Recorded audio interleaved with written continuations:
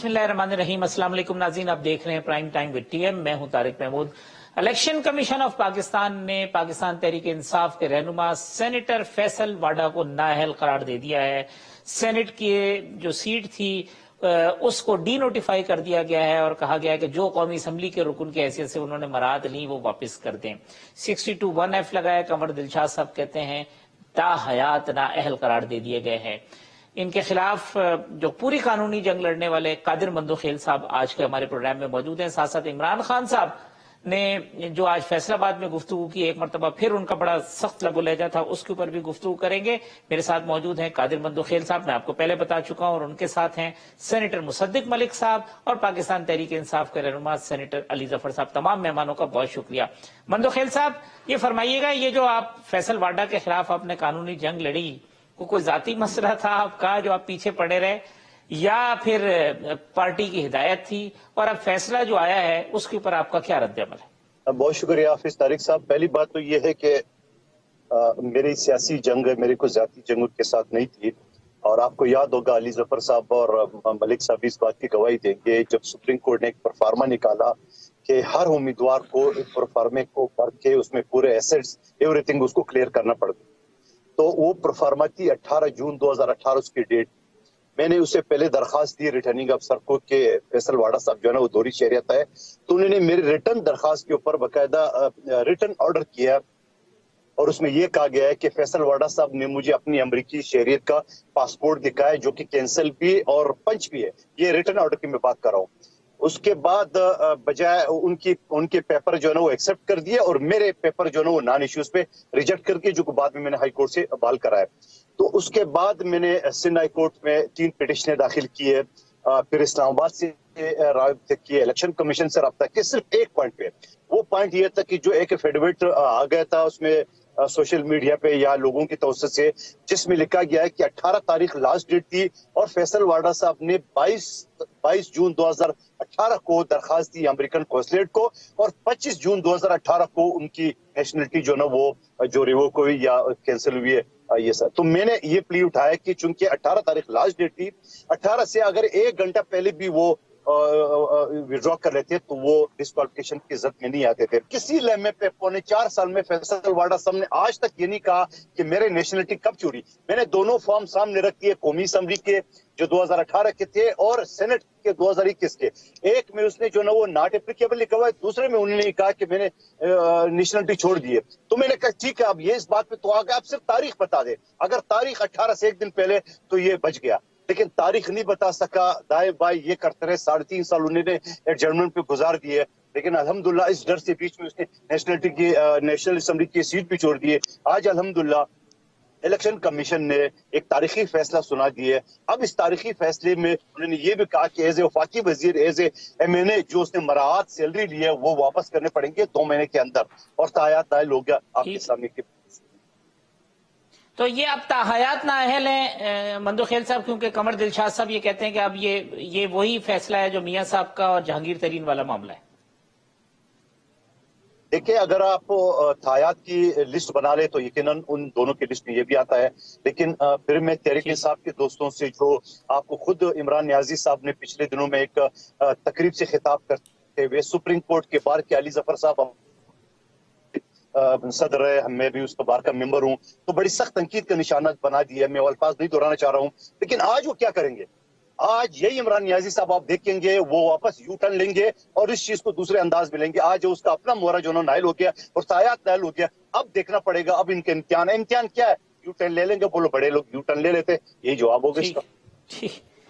मुसद्दिक मलिक साहब, अब ये रहनुमाई फरमाइएगा कि इस फैसले के सियासी असरात क्या होंगे? जो मोरालिटी की बात थी वो कहाँ खड़ी होगी? और अब शेख रशीद साहब और फवाद साहब कह रहे हैं जी कोई मामला नहीं है, इलेक्शन कमीशन बाइस्ड फैसले देता है, लिहाजा अब हम सुप्रीम कोर्ट में जाएंगे। तो इसका मतलब है कि फिर एक मजीद 3-4 साल की पहले कानूनी जंग और अब एक मजीद कानूनी जंग, और उस वक्त तक स्टे पे चलेगा मामला। देखिए, मुझे कानूनी तौर पे तो अली जफर साहब हमारे दोस्त हैं, ज्यादा बेहतर आपको बता सकेंगे कि कानूनी सिलसिला क्या है। मैं तो आपको सियासी, और मैं कुछ बहुत ज्यादा तफरीक नहीं करता सियासी और मॉरल उस फ्रेमवर्क में। सो बुनियादी तौर पे मामला जो है वो गलत बयानी का है।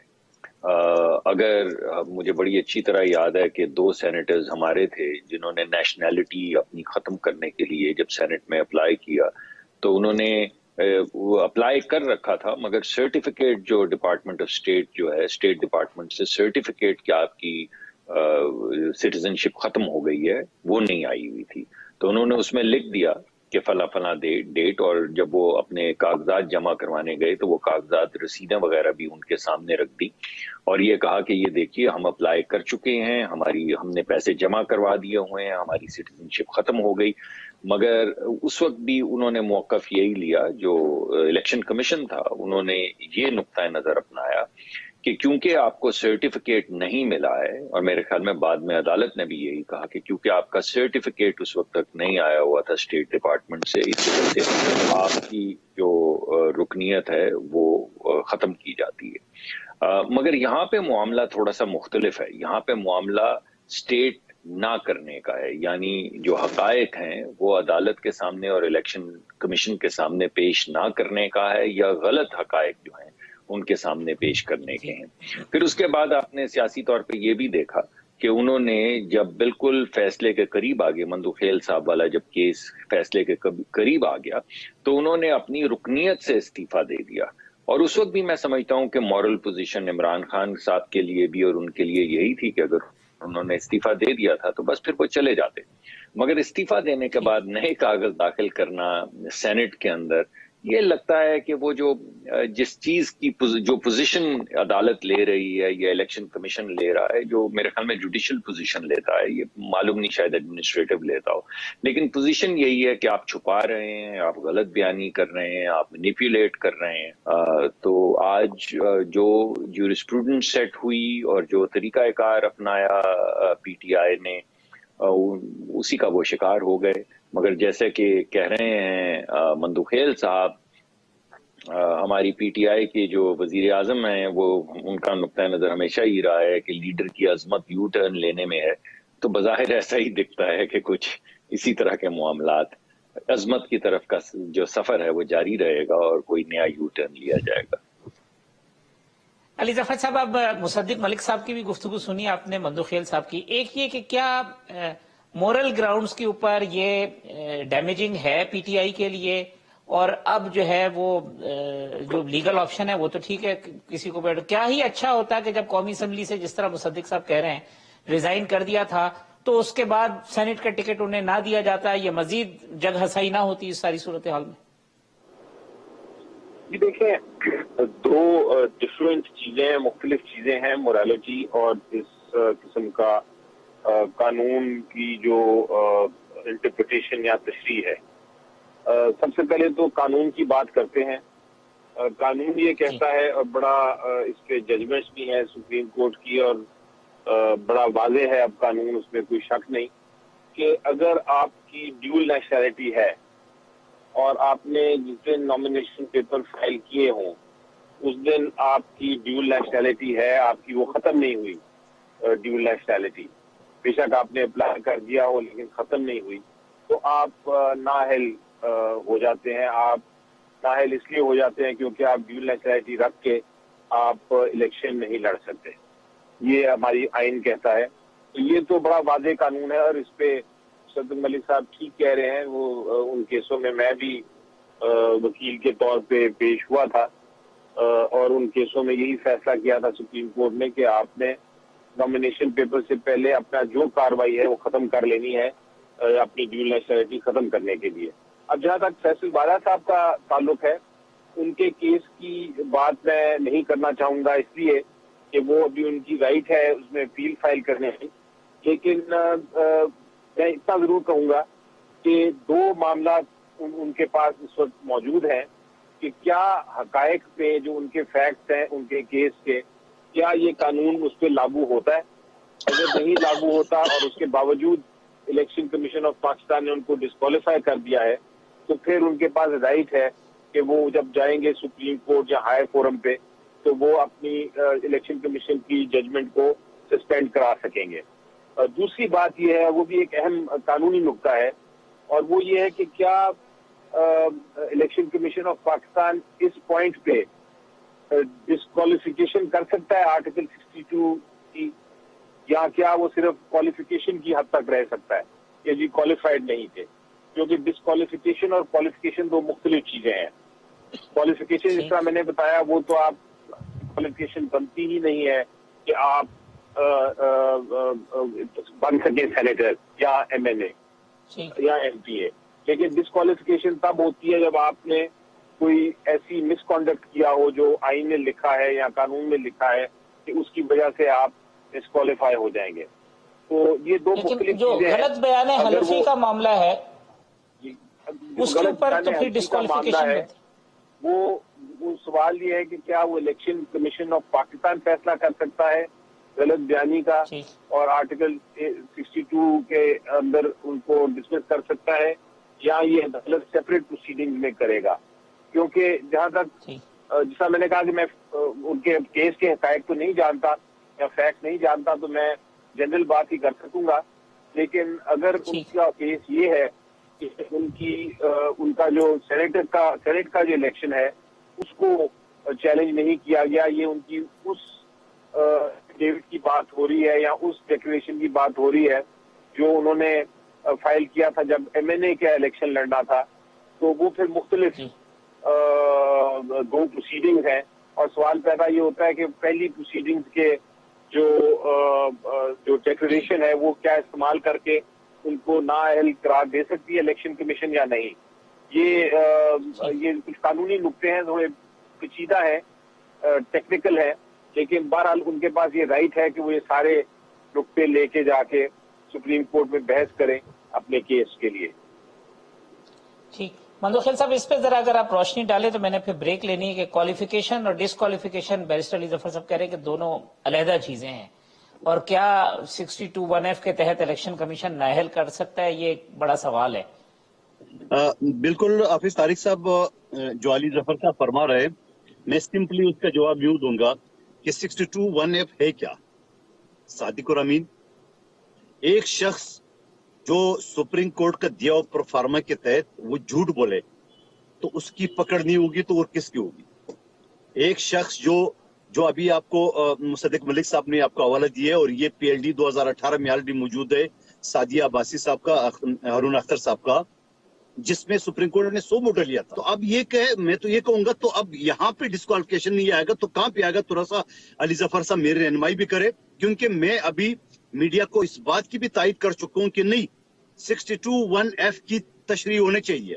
फैसल वाडा साहब तो डिस्क्वालीफाई हो चुके हैं, इसमें तो कोई दो राय नहीं है। इसका मैं कहता हूं कोई अदालत उसको रिलीफ दे ही नहीं सकता है मेरे हिसाब से, इस वजह से बड़े वाज़ेह फैसला है। उसकी वजह दूसरी, हाँ अलबत्ता ये तशरीह करना अभी बाकी है क्या है वो हयात होंगे या नहीं होंगे।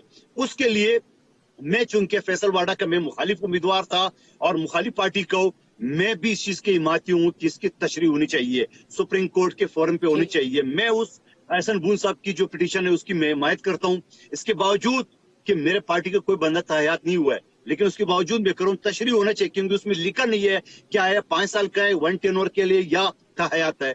तो आप मुझे बताओ दो कि अली जफर साहब जो फरमा रहे हैं तो ये अलग कैसे हो गया?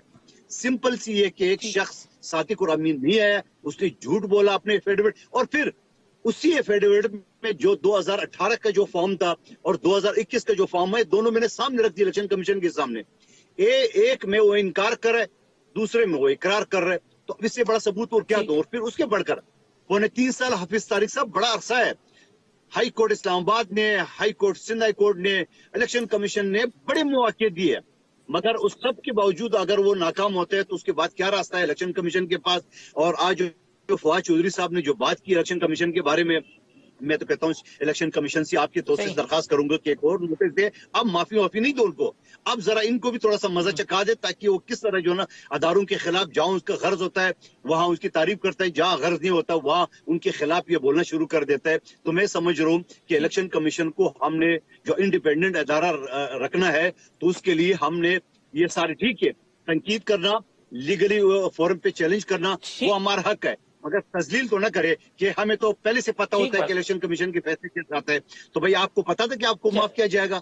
आप जब गए, आपको जब शोकाज मिला था, आपको पता था कि आपको माफ किया जाएगा? तो ये इलेक्शन कमीशन के ऊपर असरअंदाज होने का एक हरबा है, जो कि पहले भी इनके वजीर कर चुके हैं, अब भी कर रहे हैं और मजीद करेंगे। मुसद्दिक साहब, ये क्या हमारा सियासी जमातों का तर्ज अमल है कि हमें जो फैसले सूट करते हैं हम उसकी तारीफ करते हैं और वहां इंडिपेंडेंस की बात करते हैं, और जो फैसले सूट नहीं करते वहां हम इदारों को बायस करार देते हैं, और ये जो मामला है ये किसी एक पार्टी तक नहीं है, कमोबेश तमाम लोगों का जो तरीक़ाकार है वो यही है। ऐसा क्यों है? ये हमारा ओवरऑल पॉलिटिकल कल्चर है, या हम फिर उस सिचुएशन के अंदर हमें जो चीज सूट करती है हम वो फैसले करते हैं? देखिए, इसके दो अहम पहलू हैं। पहला पहलू तो हमारी सियासी तारीख है, और अगर आप देखें पाकिस्तान की सियासी तारीख और देखिए कि कब से वजीर आजम किस किस तरीक़ाकार से उल्टाए जाते रहे हैं, और कोई भी वजीर आजम पाकिस्तान में आज तक अपना टेन्योर नहीं पूरा कर सका। और फिर भुट्टो साहब का मुकदमा आपके सामने है, उनके जिन जज साहब ने उनको सजा दी, उन्होंने जाने से पहले, इंतकाल से पहले जो एक इंटरव्यू दिया और उसमें उन्होंने क्या कहा कि फैसले कैसे लिए गए थे। फिर आप अरशद मलिक साहब को देख लीजिए, या जस्टिस जो सिद्दीकी साहब थे, उनका बयान जो उन्होंने कुरान पे हलफ लेके दिया था वो देख लीजिए। जब आप ये तमाम तारीखें देखते हैं और फिर उस तारीख के बाद जब आप फैसले देखते हैं, जिसको मैं जूरिस्प्रूडेंस कह रहा हूँ, जिस तरह हमने वीडियो की एडमिशन को नामुमकिन बनाने की फैसले के जरिए, एक फैसले में सुप्रीम कोर्ट के वीडियो की एडमिशन को तकरीबन नामुमकिन बना दिया गया। तो जब ये तमाम चीजें सेटल होती चली जाती हैं कि एक शख्स को विक्टिमाइज करने के लिए आप ताहयात नाअहल करते हैं, एक वीडियो को एडमिट ना होने के लिए आप पूरी एक नई जूरिस्प्रूडेंस सेट कर देते हैं, एक वजीर आजम को हटाने के लिए उसको फांसी के तख्ते पे चढ़ा देते हैं, अदालती कार्रवाइयों के जरिए एक एक दो दो करके वजीर आजम को उल्टाते चले जाते हैं। ऐसे फैसले बहुत से हैं। जब ये इस तारीख में देखते हैं तो फिर लोगों का एतमाद एक तो घट जाता है। दूसरा, लेकिन ये फेजेस में तारीख और रवैये तो बदलते रहे ना मुसद्दिक साहब। कभी कोई तारीख और फेज किसी एक को सूट करता है, कभी किसी दूसरे को सूट करता है। जी, ये बात आपकी ठीक है, मगर देखिए असल बात तो एतमाद की है। आप जब बैनुल अक़वामी देखते हैं जूरिस्प्रूडेंस को, जब आप फैसलों को देखते हैं तो आपको इस तरह की हैबतनाक इनकंसिस्टेंसीज फैसलों में नजर नहीं आती, और मैं वाकई इनको हैबतनाक जानता हूँ। उस वजह से लोगों को एतमाद रहता है। तो आप जब किसी को तनकीद भी फैसले पे करते हैं तो आप तनकीदी जायजा लेते हैं इंटरप्रिटेशन के हवाले से, और कहते हैं आपके मेरे ख्याल में ये जो इंटरप्रिटेशन कानून की, आइन की गई है, ये ऐसे नहीं, गालिबन ऐसे होनी चाहिए थी, और वो ज्यादातर कानूनी लोग ही करते हैं। मगर इन हालात के अंदर जब किसी को रिलीफ मिल रहा है और किसी को झटका मिल रहा है, और झटके का मतलब मौत हो सकता है और रिलीफ का मतलब जो मर्जी हो सकता है, तो इन हालात के अंदर फिर एतमाद खत्म हो जाता है। मगर जब उसमें आप पॉलिटिकल कल्चर डालते हैं, हाफिज साहब जिसका आप जिक्र कर रहे हैं, जो हमारी तरफ से भी बहुत सख्त कलामी होती है, लेकिन मैं इसी आज की जो जजमेंट है फैसल वाउडा साहब की जजमेंट, सेनेटर अली जफर तो मेरे भाई हैं और बहुत मुदल्लल गुफ्तगू करते हैं और हमेशा बहुत मजा आता है इनसे बात करके। लेकिन अगर आप जिस जमाने में मियां नवाज शरीफ साहब को डिस्क्वालीफाई किया गया था अपने बेटे की कंपनी से पैसे ना लेने पे, अगर वो क्लिप्स आप चलाएं और इमरान खान साहब के बयानात चलाएं और सीनियर वुज़रा के बयानात चलाएं और फिर उनका मुवाजना करें सेनेटर अली जफर साहब की जो एक मुदल्लल गुफ्तगू है, तो आपको जमीन आसमान का फर्क नजर आएगा। फिर आप ये सवाल पूछने पे मजबूर हो जाते हैं कि वजीर आजम जो मॉरल पोजीशंस लेते हैं या लीगल पोजीशंस लेते हैं या जबान जो बोलते हैं, वो अच्छी जबान है, वो अच्छी इंटरप्रिटेशन है, वो अच्छी तनकीद है, या जिस तरह की तनकीद अली जफर साहब कर रहे हैं या जो वो बयान दे रहे हैं वो अच्छा तरीकाकार है। मुझे तो हर सूरत सेनेटर अली जफर साहब का तरीकाकार जो है वो बेहतरीन लगता है, हमेशा अच्छा लगता है और आज भी अच्छा लग रहा है। लेकिन जब आप इसको पीटीआई के तनाजुर में देखेंगे, और इसमें कोई शक नहीं, सिर्फ पीटीआई सख्त कलामी नहीं करती, लेकिन मेरे ख्याल में जब से मैंने सियासत शुरू की है सबसे ज्यादा तल्ख कलामी जो है और मायूब बात जो है वो पीटीआई करती है। ठीक है मुसद्दिक मलिक साहब, मैं ब्रेक ले लूं, ब्रेक के बाद वापस आते हैं तो अली जफर साहब के सामने ये सवाल रखेंगे कि आखिर ये जो क्रिटिसिज्म है, चाहे वो इलेक्शन कमीशन हो या दूसरे इदारे, जिसको सूट नहीं करता वो क्रिटिसाइज करना शुरू कर देता है, आखिर ऐसा क्यों है? वेलकम बैक नाजरीन। सेनेटर अली जफर साहब, सेनेटर मुसद्दिक मलिक साहब और कादिर मंदुखेल साहब मेरे मेहमान हैं। अली जफर साहब, ये फरमाइएगा कि ब्रेक पे जाने से कबल मैंने आपसे के सामने सवाल रखा था कि इलेक्शन कमीशन हो या कोई इदारा हो, जब वो फैसला करता है और आपको सूट नहीं करता, आपसे मुराद पीटीआई या कोई और पार्टी, तो क्रिटिसिज्म शुरू हो जाता है। आखिर इसकी वजह क्या है? जी देखें, ये ट्रेंड तो मेरा ख्याल है हर इदारे के ऊपर, आप नैब के ऊपर भी देखें, वो प्रोसिक्यूशन करते हैं तो नैब के खिलाफ बातें शुरू हो जाती हैं, फिर आप उनकी जजमेंट्स आती हैं कोर्ट्स की, नैब कोर्ट्स की, तो उनके खिलाफ बातें शुरू हो जाती हैं। ये एक नेचुरल टेंडेंसी है, स्पेशली जब आप पॉलिटिकल अरीना में, और इलेक्शन कमीशन का तो पॉलिटिकल अरीना में बहुत सारा रूल है, तो ये जो हमारे इनकमिंग चीफ जस्टिस हैं उमर बंदयाल साहब, जो अब करंट चीफ जस्टिस, जब वो पुराने चीफ जस्टिस गुलजार साहब जब उनकी रेफरेंस पढ़ी जा रही थी, तो चीफ जस्टिस उमर बंदयाल साहब ने बड़ी अच्छी बात की थी और उन्होंने कहा था कि क्रिटिसिज्म जो है वो हमारी जजमेंट्स का होना चाहिए, ना कि हमारी शख्सियत का। तो ये बात है, बड़ी उम्दा बात है। हमें कोशिश करनी चाहिए सबको कि हम जजमेंट को देखें केस टू केस, और अगर कोई जजमेंट गलत है उस पर भरपूर बात करें, भरपूर क्रिटिसिज्म करें कि ये जजमेंट गलत है और क्यों गलत है, उसको मंतक और लॉजिक और आर्गुमेंट्स के साथ उसको क्रिटिसाइज करें। मगर कोशिश करें कि अगर आपका सबूत नहीं है तो फिर आप जो मुसन्निफ है जजमेंट का, तो कुछ ना कहें। ये एक प्रिंसिपल है जो मेरा ख्याल है जरूरी है हम सब उसको फॉलो करें। मंदुखेल साहब, आज बिलावल साहब मुल्तान में हैं, वो कहते हैं पार्लिमान का एतमाद जो है वो खत्म करवाना है हमने इमरान खान साहब पे से। इमरान खान साहब कहते हैं जरदारी साहब चेक लेके घूम रहे हैं, वो सियासतदानों के पास जा रहे हैं। तो ये जो इमरान खान साहब है, तो क्या फिर इसका मतलब है कि कोई रुपए पैसे का कुछ और मामला चल पड़े?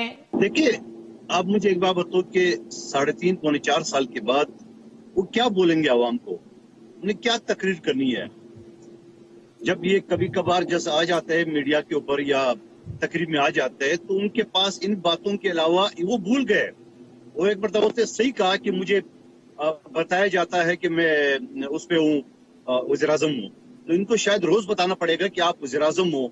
तो सवाल ये कि ये सारी चीजें इनके सामने जब आ रही है, तो अब ये क्या जस्टिफिकेशन करेंगे, क्या आवाम के सामने बातें करेंगे? ये यही बातें करेंगे और अगले दिन फिर खुद इसमें फंसता है। तो क्या मैं जहांगीर तरीन का जहाज भूल जाऊं? क्या जो पाकिस्तान भर से MNA MPA को वो लेके इनके पास जमा करते वो भूल जाऊं? दरअसल में ये सारी चीजें वो खुद करा रहा है, इस वजह से इनको अगले पे शक है। जरदारी साहब को क्या जरूरत है? आपकी अपनी हिकमत अमली, आपकी अपनी नाइली इस बात की सबूत है कि आपको आवाम पसंद नहीं करे, आपकी इत्यादि। मैं अपोजिशन की बात तो नहीं कर रहा हूँ, हमारे लाख इख्तलाफ अपोजिशन के, मगर अपोजिशन जो है ना वो आपके नुक्ते के ऊपर, आपको उठाने के नुक्ते पे वो इकट्ठे है। मगर अपोजिशन तो इकट्ठे है, आपके अपने इत्यादि का है। एमक्यूएम का स्टेटमेंट देख ले, काफी का देख ले, बाप पार्टी का देख ले, खुद उनकी अपनी असेंबली में अंदर, मैं उस दिन बैठा हुआ था, वहां असेंबली के अंदर जो उन्होंने बात की है नूर आलम खान साहब कि ये आगे 3 लाइन जो है ना, ये इनका नाम ESL में डाल दो, पाकिस्तान ठीक हो जाएगा। वो किसके बारे में कह रहा था? फिर खुद उसको शोकाज नोटिस देना पड़ा उसको। तो सवाल ये कि ये सारी चीजें, और आपको याद है अली उमर खान साहब कल एक चैनल पे तो वो खुद एक्सेप्ट कर रहा था, बल्कि सेनेट के फोरम पे कि सदारती निजाम के ऊपर डिस्कस कर ले।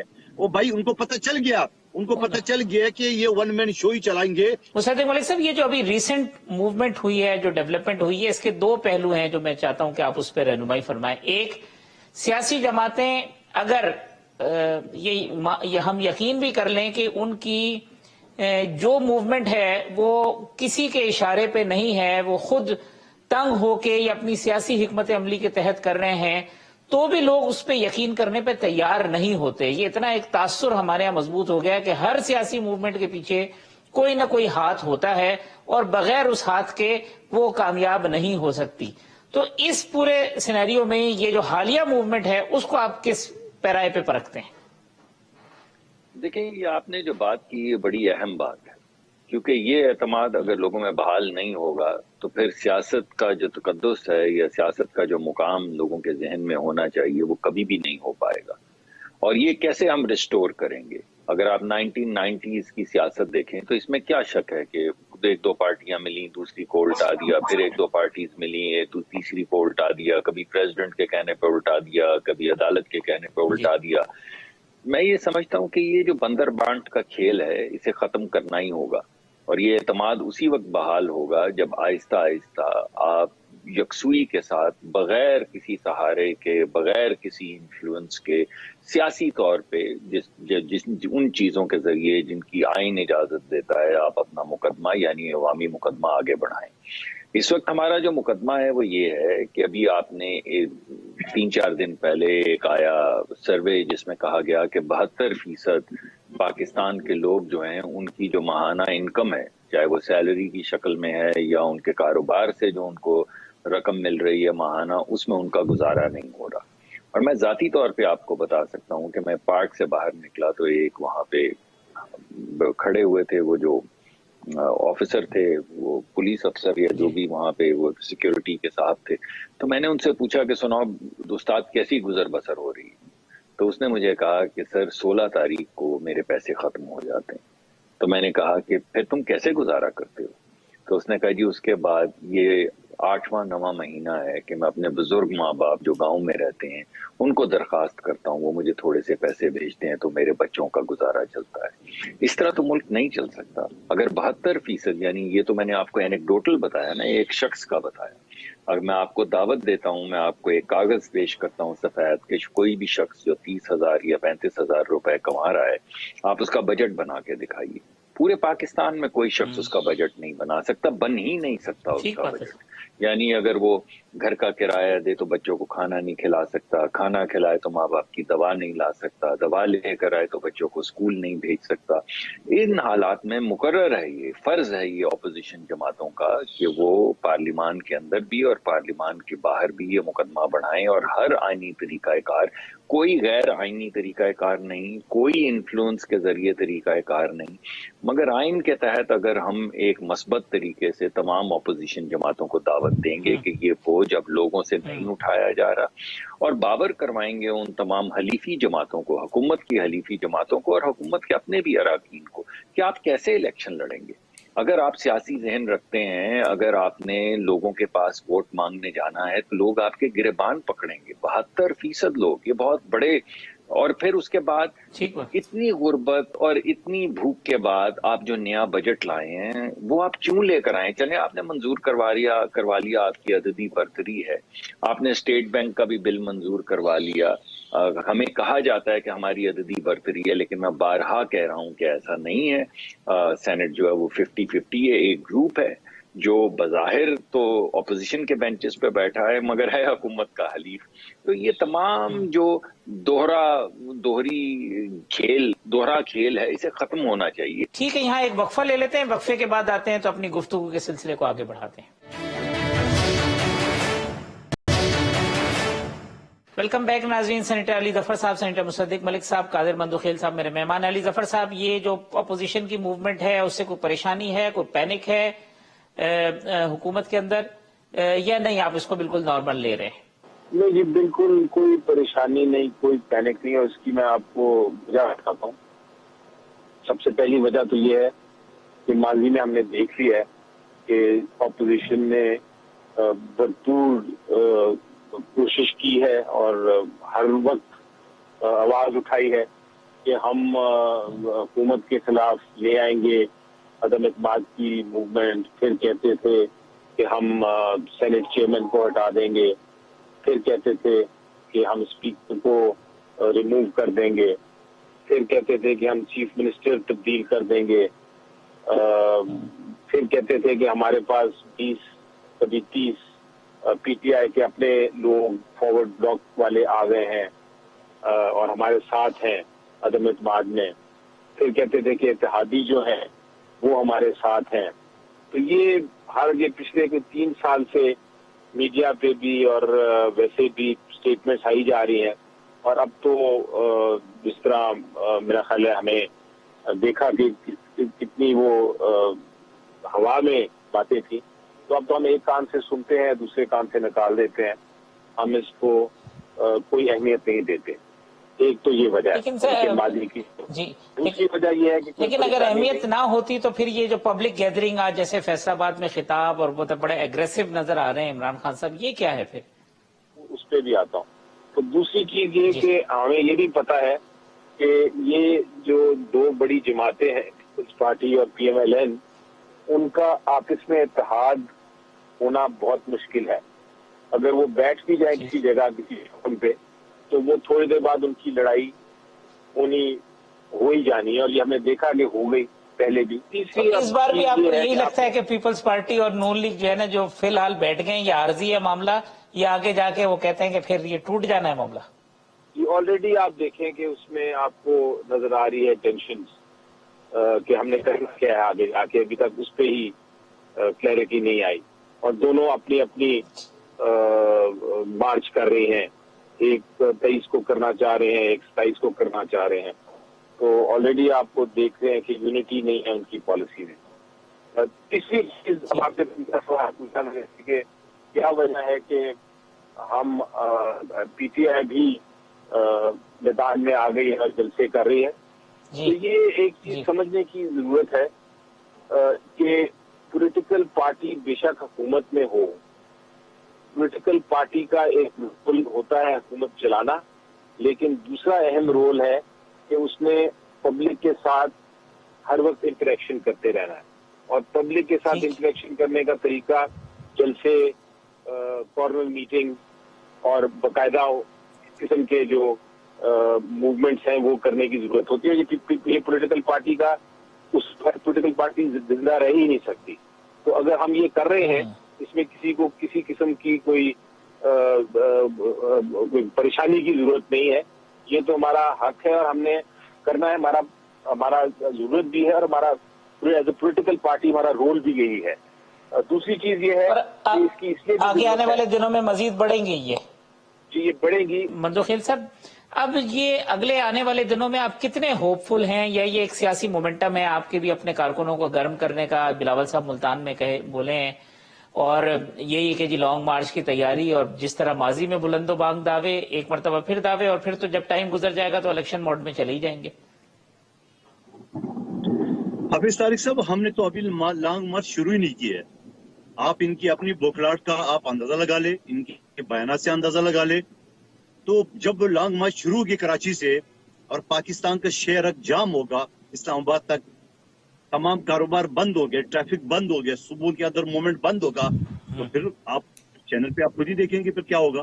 جب کراچی سے ایک موومنٹ شروع ہوگی بلاول بھٹو زرداری صاحب کی قیادت میں، اور وہ سپر ہائی وے سے ہوتا ہوا اور یہ موٹر وے اور لاہور اور اسلام آباد تک اور سندھ پورے جوائن کرے گا، پنجاب جوائن کرے گا، بلوچستان جوائن کریں گے، آگے پختونخوا جوائن کرے گا اور اسلام آباد پہنچیں گے، تو آپ اندازہ لگا سکتے ہو. مگر آپ اندازہ تو لگا سکتے ہو، مگر ان کو اندازہ ہے ابھی سے. یہ جو بوکھلاہٹ ان کی بیانات ہے، ان کی اس چیز کی نشاندہی ہے کہ یہ بوکھلاہٹ کا شکار ہے، اور ابھی پتہ نہیں کیا عمل اختیار کریں گے. پہلے دھمکی دیتے تھے، پھر پاؤں پڑتے ہیں، تو ان کی تو حربے تو آپ کو پتہ ہی ہے یہ کیا کیا کریں گے. سوال یہ ہے کہ ہم جمہوری لوگ ہیں، ہمارا کام ہے عوام کو اویئرنس دینا کہ بابا یہ حکومت، یہ سلیکٹڈ حکومت، یہ مہنگائی کا طوفان، یہ آئی ایم ایف، یہ اسٹیٹ بینک، یہ ساری چیزیں میں ریپیٹ نہیں کروں گا، یہ پاکستان کو کہاں لے جا رہا ہے.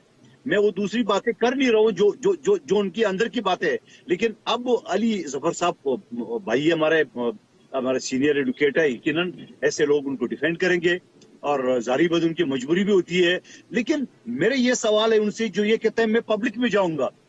عمران نیازی صاحب کہہ رہے ہیں میں پبلک میں جاؤں گا، جلسے جلوس ہو، تو وہ جلسے جلوس میں کیا کہے گا؟ مصدق صاحب، یہ مجھے اب ایک فائنلی مجھے سر فائنلی یہ ذرا فرما دیجئے کہ اپوزیشن کا بڑا مضبوط مقدمہ آپ نے کہا، جس میں حکومت کی جو بیڈ گورننس بھی، نالائکی یا نااہلی جو اپوزیشن کہتی ہے، اپوزیشن کے مقدمے کا کمزور پہلو آپ کو کیا نظر آتا ہے جس کی وجہ سے یہ خطرات ہوں کہ اپوزیشن یہ مقدمہ ہار سکتی ہے، اور ہارنے کا مطلب یہ ہے کہ یہ حکومت اسی طریقے سے چلتی رہے؟ دیکھیے، دو ہیں پہلو.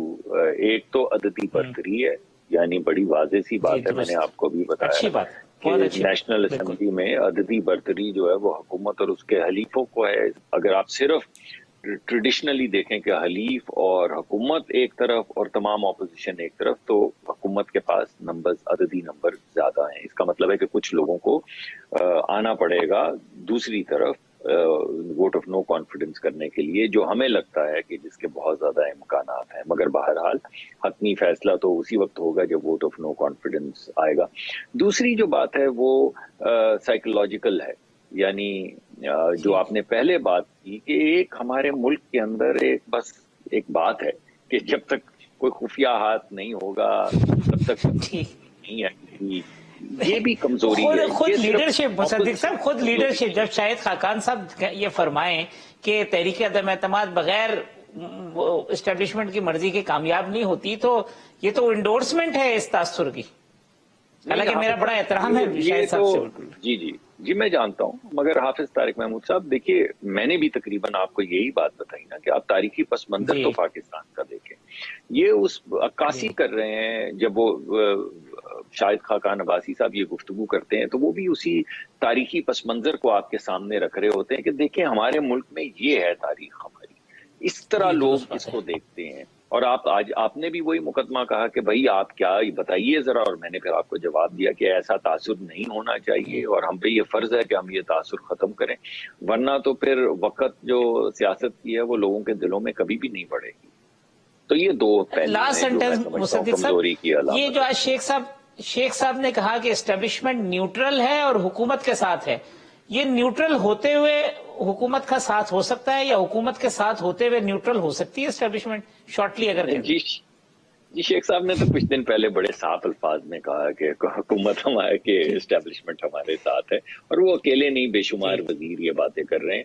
इससे इनकी अपनी हुकूमत की क्रेडिबिलिटी भी कम होती है, मगर उससे ज्यादा मैं समझता हूँ कि इस तरह की गुफ्तगू से एस्टेब्लिशमेंट में लाइन होती है, और इन बातों से गुरेज करना चाहिए और इन तमाम तासुरात को खत्म करना चाहिए, और हकीकत में कभी कोई इन्फ्लुएंस आए तो उसको फाइट करना चाहिए, रेजिस्ट करना चाहिए। मुसद्दिक मलिक साहब, बहुत आपके साथ हमेशा गुफ्तगू करने में मजा आता है और बहुत मजा आया। अली जफर साहब अनफॉर्चुनेटली लाइन उनकी ड्रॉप हो गई क्योंकि वो मोटरवे पे सफर कर रहे थे। मंदुखेल साहब, मुसद्दिक मलिक साहब, अली जफर साहब, तमाम मेहमानों का बहुत शुक्रिया। कल इसी प्रोग्राम में इंशाल्लाह इसी वक्त दोबारा मुलाकात होगी। अल्लाह हाफिज।